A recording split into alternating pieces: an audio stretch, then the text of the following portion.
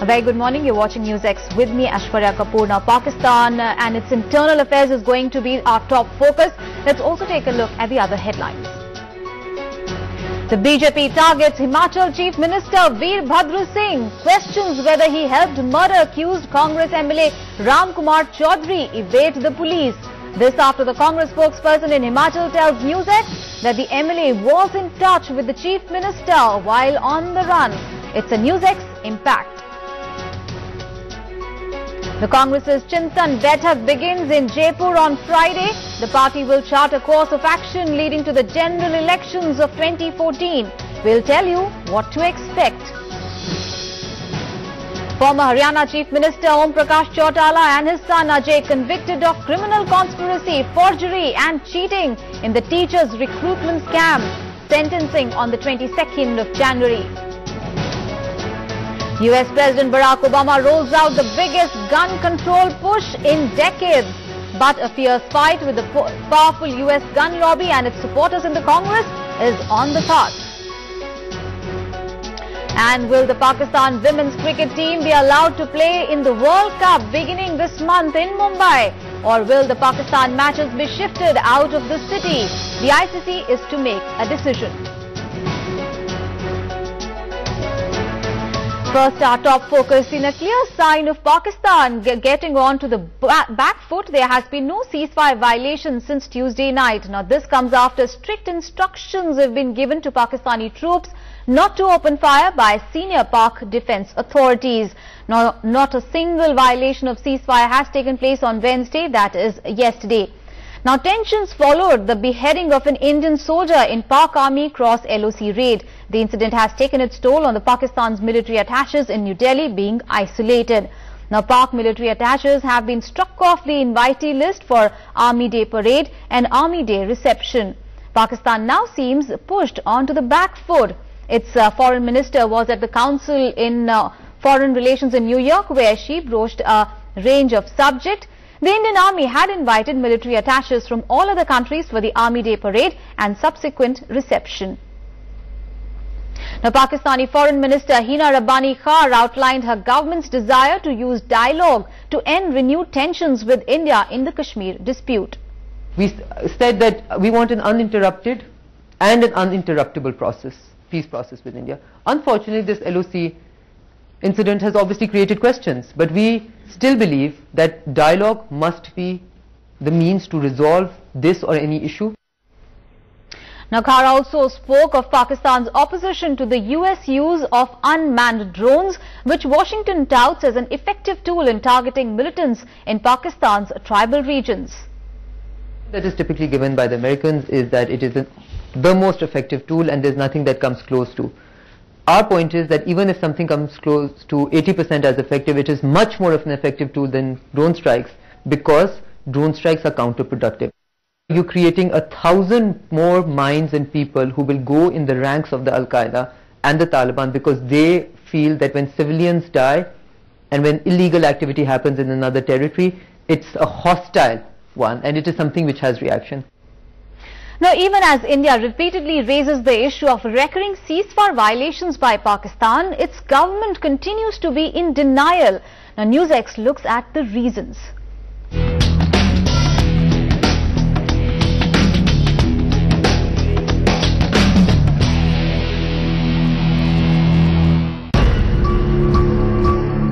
A brazen denial.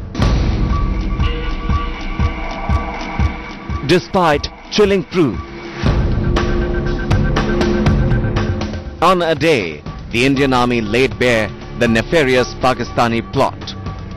We also told them that they have planted mines into our forward areas while they were firing on our pickets in the Nangi Tekdi area.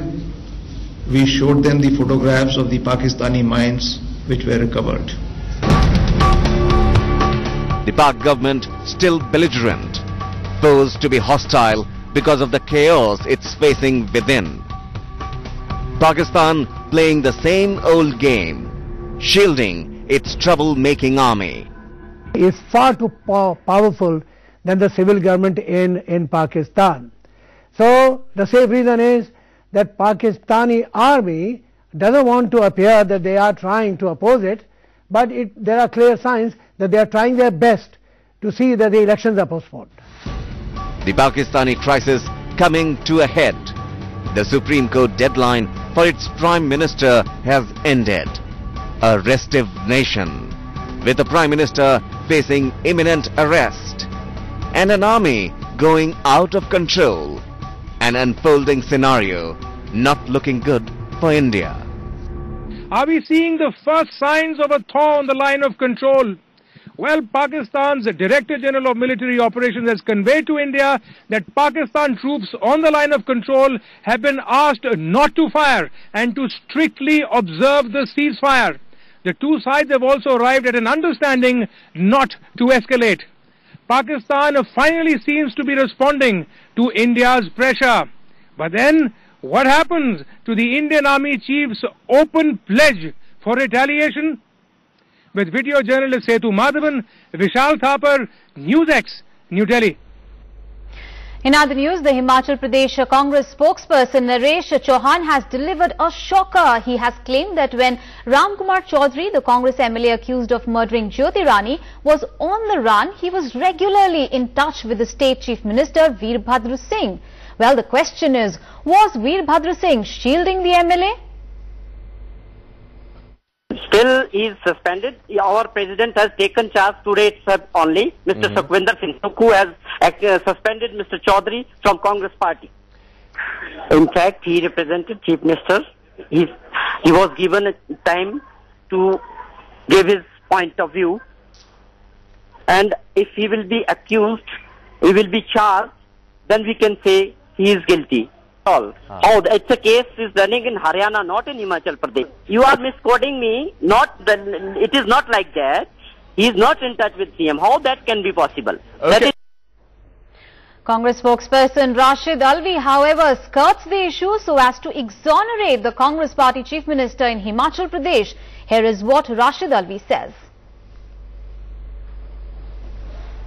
I do not know anything in this regard. I think it is better if you ask this question from Veerbhadra Singh ji. But I tell you that party is against all these things, and he has already been suspended. The opposition BJP, however, has found an opportunity to slam the Congress government in Himachal Pradesh, slamming the Chief Minister for allegedly failing to report the whereabouts of the then missing MLA. The BJP says Veerbhadra Singh has erred in his duties as a public servant. Here is what the BJP says. Mr. Veerbhadra Singh happens to be a public servant, and a public servant who's aiding a person who's running away from the lawful authority itself is a crime. And being a Chief Minister of a state, he's supposed to know what is proper, what is improper, what is legal, what is illegal. That's said once. But the other part of the story is that somebody who's running Haryana government doesn't know what is happening in his own state. And Congress is all set for its Chintan Shivir, which will be held in the Pink City on 18th, 19th and 20th of January. Around 345 leaders of Congress will camp in Jaipur for the next 3 days. Congress leaders, including Prime Minister Manmohan Singh and Sonia Gandhi, will be introspecting what needs to be done to bring back the lost faith of Aam Aadmi on the Congress party.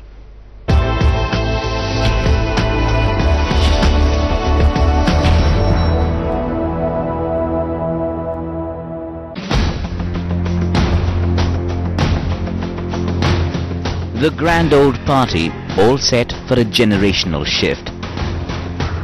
Ahead of its 3-day conclave, indications of a shift in focus. Rahul Gandhi ensuring the Gen Next stamp on the Congress Chintan Shivir. That there would be more and more of younger people getting into the mainstream politics. By mainstream politics I mean into the assemblies, into the parliament, into the various elected bodies. It won't be said publicly, but Rahul is emphasizing youth. To counter this man, an attempt to cut brand Modi to size. Narendra Modi जो गुजरात के मुख्यमंत्री हैं, उन्हीं की चर्चा कर रहे हैं. The Chintan Shivir will indicate the way ahead for the Congress. There have been two so far, both paved the way for the quantum shifts for the party. But the biggest challenge for the Congress, containing the perceived disconnect with the Aam Aadmi winning battle 2014, depends on it. Congress leaders will have to do a tough job in Pink City. The Chintan Shivir is happening at a time when there is a negative sentiment about the UPA government in the country. On the one hand, Congress leaders will have to introspect what went wrong. On the other, they'll have to make strategy how to regain the lost faith of Aam Aadmi. This is Vijay Lakshmi with Campus and Shakil for News X from New Delhi. Meanwhile, the Union Cabinet is likely to recommend today imposition of the President's rule in Jharkhand.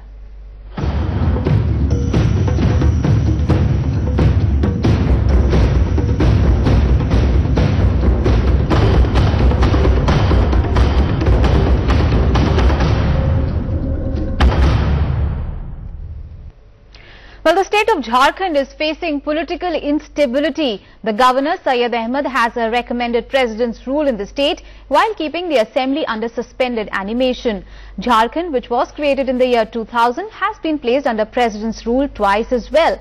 The state is expected to come under a spell of central rule as no party or combination of parties is in a position to form the government in the wake of fall of the BJP-led coalition last week. सवाल बदलने का नहीं, सवाल सिद्धांत का था कि जो बात हुई थी उस बात पर, क्योंकि एक विश्वसनीयता के साथ सरकार चलती है, विश्वसनीयता को हमेशा बरकरार रखना चाहिए। जो सैद्धांतिक सहमति बनती है उससे किसी को पीछे नहीं हटना चाहिए। Now, in the 82-member state assembly, BJP and JMM have 18 members each. The Munda government had the support of 6 members of All Jharkhand Students Union, 2 of Nitish Kumar's Janta Dal United, 2 independents and 1 nominated member who has the voting right in a trial of strength. The opposition Congress has a total of 13 members. Jharkhand Vikas Morcha Prajatantrik has 11 and Lalu Prasad's Rashtriya Janata Dal 5 in the assembly. The CPI-ML Marxist Coordination Party, Jharkhand Party and Jharkhand Janadhikar Manch and Jai Bharat's Samta Party have 1 members each besides an independent.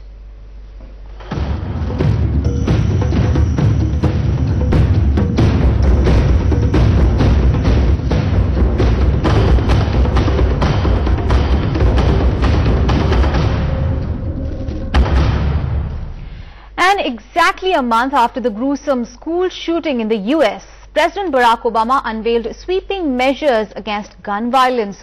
Besides asking Congress to implement sweeping legislations, Obama signed 23 executive actions on gun violence. These are policy directives that do not need congressional approval.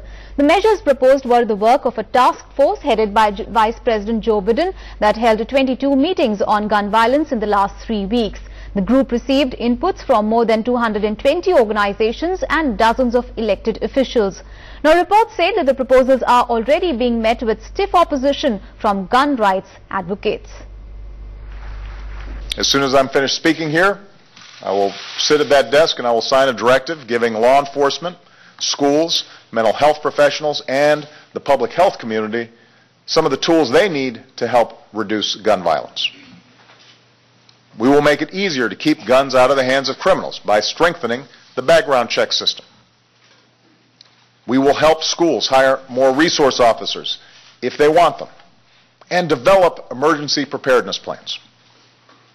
We will make sure mental health professionals know their options for reporting threats of violence, even as we acknowledge that someone with a mental illness is far more likely to be a victim of violent crime than the perpetrator. And while year after year, those who oppose even modest gun safety measures have threatened to defund scientific or medical research into the causes of gun violence, I will direct the Centers for Disease Control to go ahead and study the best ways to reduce it. And Congress should fund research into the effects that violent video games have on young minds. We don't benefit from ignorance. We don't benefit from not knowing the science of this epidemic of violence. Well, the proposals are already being met with stiff opposition from gun rights advocates. Already, the National Rifle Association released a scathing attack, attacking the president as an elitist hypocrite. Now, are the president's kids more important than yours? The narrator of the NRA ad says it questions why Obama is skeptical about putting